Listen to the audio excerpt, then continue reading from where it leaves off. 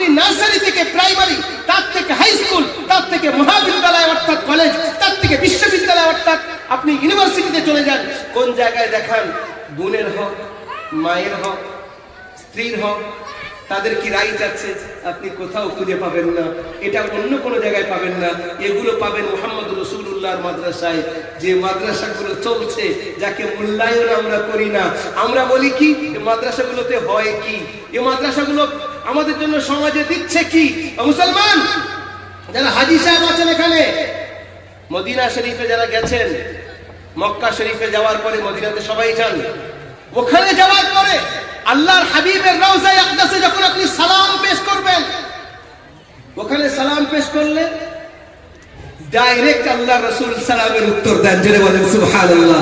আর এখানে আমরা যখন দরুদ পাঠাই, একজন ফেরেশতা নির্ধারিত আছে, তিনি এখান থেকে সেই দরুদটাকে আল্লাহ রাসূলের রওজায়ে আকদাসে পৌঁছে দেন, এই বলে ইয়া রাসূলুল্লাহ আপনার অমুক উম্মতি অমুকের ছেলে আপনার জন্য এই হাদিয়া পাঠিয়েছেন। বলছিলাম আল্লাহ রাসূলের রওজায়ে আকদাস থেকে আপনি বেরিয়ে বার হয়ে যান, সালাম করে এগিয়ে যাবেন, বাম হাতে দেখবেন বার হয়ে গিয়ে মসজিদের থেকে এক বিঘত উঁচু একটা বড় জায়গা আছে, মসজিদের থেকেও। ওই জায়গাটা কি জানেন? ওই জায়গাটাকে বলা হয় সুফা। ১৫০০ বছর আগে ওখানে ৭০, ৮০, ১০০ জন করে ছাত্র পড়তো। সেই জায়গায় এখনো পর্যন্ত এত উন্নতি হওয়া সত্ত্বেও উঁচু করে রাখা আছে, এইটা বলার জন্য যে যারা এই শিক্ষা নেবে, ইলমে দ্বীনের শিক্ষায় শিক্ষিত হবে, কোরআনের শিক্ষায় শিক্ষিত হবে, তাদের মর্যাদা সর্বদার জন্য আল্লাহ সুবহানাহু ওয়া তাআলা বাড়িয়ে দেবেন। বলেন সুবহানাল্লাহ। আপনি করেন ইঞ্জিনিয়ার করেন, আপনি ডক্টর করেন, মাস্টার তৈরি করেন, আলহামদুলিল্লাহ, খুবই দরকার। কিন্তু তার আগে আপনাকে বলি, আপনার বাচ্চা অন্তরের মধ্যে কোরআনের প্রদীপটাকে জ্বালিয়ে দেন, নচেত আপনার বাচ্চা হারিয়ে যাবে। কোরআনের প্রদীপ যদি আপনি জ্বালিয়ে দেন, একদিন না একদিন ওই বাচ্চা ইনশাআল্লাহ বেলাইনে গেলেও কোরআন তাকে টেনে নিয়ে তাকে আবার সেই ইসলামের দিকে, কোরআনের দিকে নিয়ে চলে আসবে। আমাদের ভারতবর্ষের ঘটনা, এখানকার একটা ছেলে, তার নাম হলো আতিফ, সেখান থেকে গেছে আমেরিকাতে চাকরি করছে। আমেরিকাতে যে কোম্পানিতে চাকরি করে, ওর সঙ্গে একটা মহিলার সম্পর্ক হয়, সে হলো খ্রিস্টান। তাকে একদিন বলে যে আর এইরকম সম্পর্ক রেখে কি, আমি তো বিয়ে করতে চাচ্ছি, চলো দুজনে বিয়ে করে নি। মেয়েটা বলছে, you have to go towards my parents and ask them about this matter. তুমি আমার মা বাপের কাছে যাও, এই বিষয়কে মা বাপকে বলো, আমি আমার যা মত আমি বলে দেবো। আমি মা বাপ ছাড়া চলতে পারবো না, কারণ আমি একটাই মেয়ে, তাদের কষ্ট কি করে দেবো। আর মা বাপ রাজি হয়ে যাবে। ছেলেটা গেছে খ্রিস্টান মা বাপ তার কাছে, বাপের কাছে গিয়ে বলছে যে আঙ্কেল, আমি আর আপনার মেয়ে একই অফিসে চাকরি করি, একই কোম্পানিতে করি, আমি ওর সিনিয়র, আমার এডুকেশনের ডিগ্রি এই। আঙ্কেল, আমি আপনার মেয়েকে বিয়ে করতে চাই, আপনি যদি বিয়ে দেন বড় আমার উপরে দয়া হবে। আপনার মেয়েকেও জিজ্ঞাসা করতে পারেন। তখন জিজ্ঞাসা করছে, হোয়াটস ইউর গুড নেম? বেটা তোমার নাম কি? বলছে আমার নাম হলো মোহাম্মদ আতিফ। ওর আব্বা চিন্তা করছে, সর্বনাশ হয়েছে, যে মোহাম্মদের সঙ্গে, মুসলমানের সঙ্গে আমার মেয়ে, তাহলে তোকে মুসলমান বানিয়ে নেবে।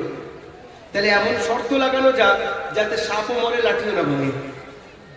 বলছে কি শর্ত লাগানো যাবে? তখন বলছে, বেটা তোমার মতো জামাই পেয়ে তো আমি ধন্য হব, কোনো সন্দেহ নেই, তবে আমার একটাই মেয়ে তো বাবা, আমি একটা দুটো কথা তোমাকে বলতে চাচ্ছি, যদি তুমি রাখো তাহলে আমার কোনো আর অসুবিধা নেই। বলছে বলেন। বলে প্রথম কথা হলে, বিয়ের পরে তুমি তোমার বিয়ের আগের সম্পর্কের সঙ্গে কোনো সম্পর্ক রাখতে পারবে না, মা বাপের সঙ্গে কোনো সম্পর্ক না, ভাই বোনের সঙ্গে না। বলছি কিরকম কথা বলছেন আঙ্কেল? বলছে এই জন্য বলছি, আমার একটাই মেয়ে, যদি তুমি মা বাপের সঙ্গে সম্পর্ক রাখো, তোমার মা বাপ বলবে ভারতে নিয়ে চলে যাও, আমি আমার মেয়েকে ছেড়ে থাকবো কি করে? ওই দিনে তুমি সম্পর্ক কেটে দাও, আমার মেয়েকে নিয়ে তুমি এখানে থাকো, কোনো অসুবিধা নেই। ছেলেটা চিন্তা করছে বিয়ে তো করি, তারপরে দেওয়া যাবে। তারপরে দ্বিতীয় শর্ত, তোমার ওই চাকরি ছাড়তে হবে বাবা। আমি বললাম চাকরি ছাড়লে কি করবো? ওর থেকে ভালো চাকরি আমার বাড়ির কাছাকাছি দিয়ে দেবো। বলছে তাহলে তো কোনো অসুবিধা নেই। এইবারে আসল কথায় আসছে, কি বলছে জানেন? বলছে আর একটা শর্ত আছে বাবা, এইটা মেনে নিলে আর কোনো অসুবিধা নেই, বিয়ে দিয়ে দেবো। বলছে বলেন। বলছে every Sunday you have to go towards church along with me. প্রত্যেক রবিবারে তুমি আমার সঙ্গে গির্জায় যাবে। তোমাকে আমি বলছি না তুমি খ্রিস্টান হয়ে যাও, বাস শুধু আমার সঙ্গে যাবে, এতটুকু জাস্ট, এটা তো কোনো অসুবিধা নেই। মনে রাখবেন, ফার্সিতে একটা শের আছে, সুহবতে সালেহ তুরা সালেহ কুনাদ, সুহবতে তালেহ তুরা তালেহ কুনাদ। বাংলাতে বলে সৎসঙ্গ সর্বনাশ, সৎসঙ্গ সর্বনাশ, অসৎসঙ্গ সর্বনাশ। ভাইজান আসেন, বাবাজি আসেন, এসে বলেন হুজুর আমার ছেলে কথা শোনে না, আমার ছেলে আমার কথাই চলে না, মা বাপের সঙ্গে বিয়াদবি করে, মা বাপের উল্টো পাল্টা কথা বলে। আপনার ছেলে যখন বড় হচ্ছে তখন আপনি কেন খেয়াল রাখেননি কাদের সঙ্গে ওঠা বসা করছে? আপনি প্রথম থেকে চেক দেন। আপনার ছেলে যদি ভালো বাচ্চাদের সঙ্গে ওঠা বসা করে তাহলে সে ভালো হবে। আপনি আতরওয়ালার পাশে গেলে সে যদি আতর না দেয় তবুও সুগন্ধ পাবেন।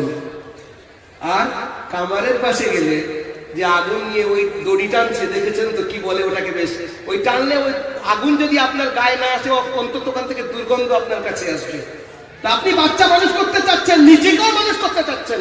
কোরআন বলছে ইয়া আইয়ুহাল্লাযীনা আমানুত্তাকুল্লাহ ওয়া কুনু মা'আস সাদিকিন, এই ইমানদাররা আল্লাহকে ভয় করো আর সত্য মানুষদের সঙ্গে থাকো। ভালো মানুষদের সঙ্গে থাকো, সত্যদের সঙ্গে থাকো। ভালোদের সঙ্গে থাকলে আপনার তৌফিক হবে যে আমি একটু মসজিদে যাই, 2 রাকাত নামাজ পড়ি। যে কথাটা বলছিলাম, ছেলেটা বললো ঠিক আছে বিয়ে হয়ে যাক, মনে মনে বললো বিয়ে হয়ে যাক, তারপরে যাই হলো। বিয়ে হয়ে গেল। এদিকে ও প্রথম 2টো শর্ত পুরো করে দিয়েছে, 3য় শর্ত পুরো করছে, গির্জায়ও যাচ্ছে। ওর একটা অভ্যাস ছিল, কি জানেন? অভ্যাস হলো প্রত্যেক দিন অফিসে যাওয়ার আগে গোসল করে ও কোরআন শরীফ এরকম ভাবে দেখতো, একটু পড়তো, চুমু খেতো, বুকে লাগাতো, মুখে লাগাতো, আর রেখে দিয়ে আবার অফিসে চলে যেত। ফিরে আসতো, এসে আবার গোসল করতো, আবার কোরআন শরীফটা নিত, একটু পড়তো, চোখে মুখে বুকে লাগিয়ে সম্মান করে নিজের জায়গায় রাখতো। এটা প্রত্যেক দিনকার ওর কাজ। একদিন অফিস থেকে ফিরে এসে কোরআন শরীফ যেখানে থাকে হাত দিয়ে দেখছে কোরআন নেই। জিজ্ঞাসা করছে কোরআন শরীফ কইব, স্ত্রীকে বলছে আজকের আমি ঘরটাকে পরিষ্কার করেছি, অবাঞ্ছিত যে সমস্ত বইপত্র ছিল সব নিচে ডাস্টবিনে ফেলে দিয়ে এসেছি। এর মাথা হয়ে গেছে গরম, শুনে কি এক চড় মেরেছে, বলে তুমি আমাকে না জানিয়ে তুমি কেন ওখান থেকে ওই জিনিসটা ফেললে, কোথাও ফেলেছো? বলছে নিচে। সঙ্গে সঙ্গে নিচে গিয়ে কোরআনটাকে বার করে হাওয়া করে কাঁদছে, আর বুকে লাগাচ্ছে, আল্লাহকে ক্ষমা করো, তোমার কালামের সঙ্গে বেহুরমতি করেছে। ওর স্ত্রী বলছে তুমি আমাকে মারলে? কারণ ওয়েস্টার্ন কান্ট্রিজে, আমেরিকা ইউরোপের মধ্যে বউ মারার কোনো পদ্ধতি চলে না। আর আমাদের এখানে তো মাশাআল্লাহ, আপনাদের এখানে হয় না, আপনাদের এখানে ভালো, কিন্তু আমাদের কাছে কিছু কিছু এমন এমন ঘটনা আছে আশ্চর্য। সে ঘটনা বললে আপনারও হেসে আশ্চর্য হবেন আর কি, আজীব আজীব ব্যাপার। একদিন বসে আছি মাদ্রাসাতে, আমি আমার রুমে, একটা ছেলে এসে, যুবক ছেলে এসে বলছে হুজুর অন্য কেউ নেই তো? কেন বলো দিন? তাহলে একটু পার্সোনাল কথা আছে। তাই বলে কেউ আসবে না, এটা আমার কোয়ার্টার, বাইরে থেকে কেউ আসলে সালাম করবে। বলছে ভিতর থেকে লাগিয়ে দিচ্ছি যাতে কেউ না আসতে পারে। আমি ঠিক আছে বসো, বলো কি হয়েছে? বলছে হুজুর আমার শ্বশুর বাড়ি এখানে। তো বেশ, তা ভালো, শ্বশুর বাড়ি মাঝে মাঝে যাওয়ার দরকার, শাশুড়ি মা বেশ সুন্দর করে রান্না টান্না করে খাওয়ায় না, বড় মজা লাগে। তো বলছে না হুজুর আপনি তো ইয়ার্কি করছেন, আমি যেটা বলছি সেটা শুনে আমি খুব টেনশনে আছি। বলো। বলে আমার স্ত্রী আসার 1-1.5 ঘন্টা 2 ঘন্টা পরে এসছে, আমি ওকে ফোন করেছি, কোনো খবর নেই। আমি বললাম হ্যাঁ গো আমি এতদিন পরে আসছি, তোমাকে বাড়ি অপেক্ষা করার দরকার ছিল, কোথায় গিয়েছিলে? বলছে তুমি আসছো, আমি তো একটা কাজে গেছি, আসতে একটু দেরি হয়, এরকম করছো কেন? আমার আরো রাগ হয়ে গেছে, ও বিরেগে কথা বলছে। আমি দিয়েছি 1 চড়, ও উঠে আমাকে 2 চড় দিয়ে দিয়েছি। বলছে হুজুর আমার এত রাগ হয়ে গেছে, ওখানে 3টে গুলি মেরে দিয়েছি। গুলি বোঝেন তো? গুলি মানে বন্দুক না, বন্দুকের গুলি না, যেটা আমাদের যুবকরা করে। আর তারপরে মুফতি সাহেবের কাছে দৌড়বে, হুজুর কোনো রাস্তা আছে? বুঝতে পারেন? তালাক। আল্লাহ মাফ করুন, জীবনে এই কাজ করবেন না, কখনো কারো জীবন নষ্ট করবেন না। সমস্যা হবে, সমাধান আছে। স্বামী স্ত্রীর মধ্যে সমস্যা তৈরি করার কাজ শয়তানের, সমাধান যদি আপনি করতে পারেন আপনি বাস্তবে বেটা ছেলে। মেয়ে ছেলে তার কমজোরি থাকবে, সে রাখবে, অনেক কথা আছে, সবকিছু ছেড়ে আপনার জন্য এসছে, আপনাকে সহ্য করা উচিত। কিন্তু আপনি যদি সেখানে রাগ দেখান তাহলে আপনি কোথাকার বাহাদুর হলেন? আপনি বেটা ছেলে অন্য কেউ হয়ে যাবেন। এখন সে আমাকে বলছে হুজুর কোনো রাস্তা আছে, আমি বলি আমার বাবাজিও পারবে না, আমিও পারছি না, বাবা অন্য রাস্তা না। এইরকম ঘটনা আসতে থাকে। তো বলছিলাম সেই মেয়েটা বলছে যে তুমি আমাকে গালে চড় মারলে। বলছে মেরেছি, বেশ করেছি, আমেরিকার মধ্যে। বলছে আমি তোমার মধ্যে দেখতে পাচ্ছি এখনো বিষ আছে, বিষ মানে এখানে ইমান, বলছে ইমান। এতদিন তুমি গির্জায় যাচ্ছ, এখনো পর্যন্ত তোমার বিষ যায়নি, আমি আমার মা বাবার কাছে যাচ্ছি তোমার নামে নালিশ জানাতে। বলছে যাও, ও চলে গেছে মা বাপের কাছে, এদিক থেকে ও ব্রিফ কেস ঠিক করে নিজের কাগজপত্র নিয়ে সোজা চলে গেছে আগে যেখানে চাকরি করতো সেখানে।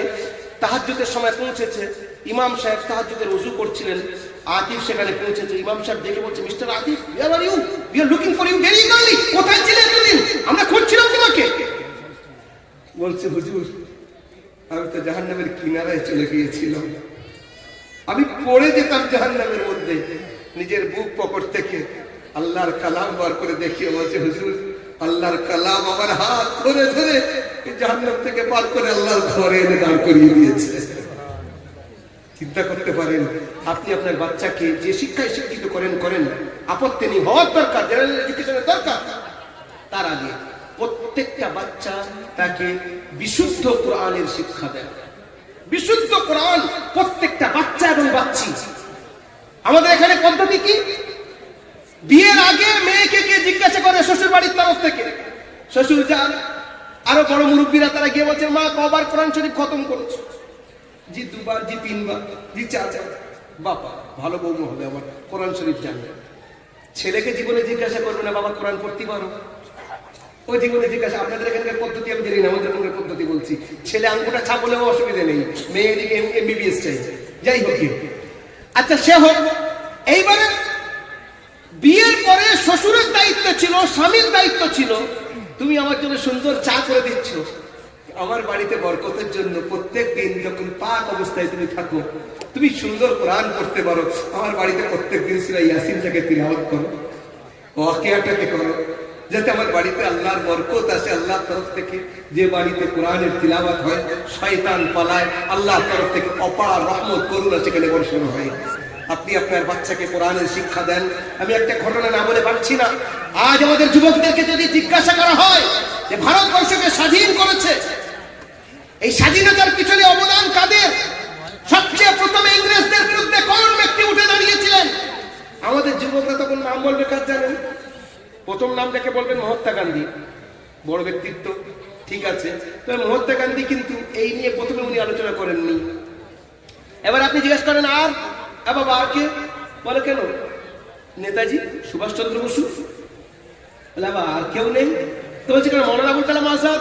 যখন এনাদের জন্ম হয়নি, এর অনেক আগের কথা বলছি, একজন ব্যক্তি, তিনি 1799 খ্রিস্টাব্দে সুলতান টিপুর যখন শাহাদাত হয়, 1803 খ্রিস্টাব্দে একজন ফকির তিনি মাদ্রাসায় পড়াতেন, যার নাম মুহাদ্দিস শাহ আব্দুল আজিজ মুহাদ্দিস দেহলভী রাহমাতুল্লাহ আলাইহি। তিনি ফতোয়া দেন সবচেয়ে প্রথম যে ভারতবর্ষের প্রত্যেকটা মানুষের জন্য, আর বিশেষত মুসলমানদের জন্য, ইংরেজদের বিরুদ্ধে যুদ্ধ করা ফরজ। সবচেয়ে প্রথম ফতোয়া ইনি দেন। ফতোয়া আজিজিয়া তুলে দেখেন যারা আলেম তারা জানবেন। তখন এনাদের কোনো অস্তিত্ব নেই, মানে মহাত্মা গান্ধী আর অন্যদের কোনো অস্তিত্ব নেই। তারপরে যেটা বলছি, এই ঠিক ভারত স্বাধীন হওয়া 1857 যে যুদ্ধ হয়েছিল, যেখানে ভারতীয়রা হেরে গেছে ইংরেজদের কাছে, তার 10 বছর পরে একটা মাদ্রাসার নিচে, এই একটা ডালিম গাছের নিচে, একটা ওস্তাদ আর একটা ছাত্র দিয়ে একটা মাদ্রাসা তৈরি হয়েছিল, শুরু হয়েছিল। ওস্তাদের নাম ও মাহমুদ, ছাত্রের নাম ও মাহমুদ। ওস্তাদের নাম মোল্লা মাহমুদ আর ছাত্র মাহমুদ হলেন পরে গিয়ে তিনি হয়েছেন শেখুল হিন্দ। এনার ঘটনা আমি বলছি। এনার যখন ইন্তেকাল হয়, ওনার পিঠের দিকে দেখা হচ্ছে গোসল দেওয়ার সময় শুধু হাড় আর হাড্ডি, গোশত বলতে কিছু নেই, যেন জ্বালিয়ে রাখা হয়েছে। ইনি 3 বছর 3 মাস মালটায় বন্দী ছিলেন। ওনার ছাত্র সৈয়দ হুসাইন আহমদ মাদানী রহমাতুল্লাহ আলাইহিকে জিজ্ঞাসা করা হচ্ছে, হুজুর আপনার ওস্তাদকে আমরা যে গোসল দিচ্ছিলাম, পিছনের দিকে দেখছি গোশত বলতে কিছু নেই, হাড় আর হাড়। সৈয়দ হুসাইন আহমদ মাদানী রহমাতুল্লাহ আলাইহি জানেন কোন ব্যক্তিত্ব? আল্লাহ রাসূলের বংশধর, যিনি মদিনা শরীফে 17 বছর আল্লাহ রাসূলের হাদিস পড়িয়েছেন। আমরা হাদিস পড়াই, আমরা বলি ক্বালা রাসূলুল্লাহ সাল্লাল্লাহু আলাইহি ওয়াসাল্লাম। উনি যখন পড়াতেন বলতেন ক্বালা সাহিবু হাযিহি রাউদা, যিনি এখানে আছেন উনি বলেছেন। সেই ব্যক্তিত্ব কাঁদছেন আর বলছেন, আমার উস্তাদ আমাকে মানা করেছিলেন যে বাবু কাউকে বলবে না, এখন আমি সহ্য করতে পারছি না, আমার উস্তাদের ইন্তেকাল হয়ে গেছে, আমি বলতে বাধ্য হচ্ছি। হুজুর কি বলছে? ইংরেজরা ওই জেলের মধ্যে, মাল্টার জেলে আমার এই বুড়ো ওস্তাদকে নিয়ে যেত, একটা কুঠরির মধ্যে নিয়ে যেত, সেখানে গিয়ে রড গরম করে, লোহা গরম করে ওই বুড়ো মানুষটার পিঠে ছেঁকা দিত আর বলতো, মাহমুদ একটা ফতোয়া দাও, ইংরেজরা আমাদের শত্রু না, তোমাকে আমরা ছেড়ে দেবো, তোমাকে আমরা মাথায় বসিয়ে রাখবো। হযরত শেখুল হিন্দ উত্তরে বললেন যে আমি তো এখনো বেঁচে আছি, আমি মরে যাওয়ার পরে যদি আমার লাশ থেকে কোনো আওয়াজ আসে সেটা এটাই আসবে যে ইংরেজদের বিরুদ্ধে যুদ্ধ করা ফরজ। ওই শেখুল হিন্দ রাহমাতুল্লাহ আলাইহি যখন উনি বোম্বাই আসেন, ওনাকে ছাড়া হলো, ইন্ডিয়ান ন্যাশনাল কংগ্রেস ওনাকে অভ্যর্থনা জানাচ্ছে, হাজার হাজার মানুষ সেখানে উপস্থিত।